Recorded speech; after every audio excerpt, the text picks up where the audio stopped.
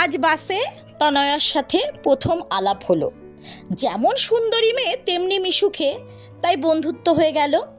তনয়া একজন ব্যাংক কর্মী, স্বাধীন চেতা নারী। আমি হলাম হাউসওয়াইফ, তাই মন কাড়ল ভারী। ফোন নম্বর দেয়া নেয়া, অনেক কথা হলো। পরের দিন সকালে মোবাইলে তনয়ার কল এলো। ছেলের জন্মদিন, নিমন্ত্রণ করলো যেতে আজ রাতে।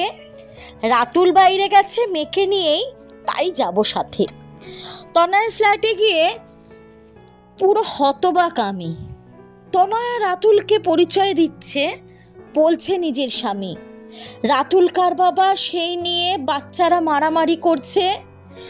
সংসার ভাঙার আওয়াজটা খুব ভয়ঙ্কর, সেটাই কানে বাজছে। আজ বিচ্ছেদে 10 বছর হলো, তনয়াও ছেড়েছে ঘর। মেয়েদের ভালোবাসা অনুভূতি নিয়ে ছেলেরা কি খেলবে জীবনভর?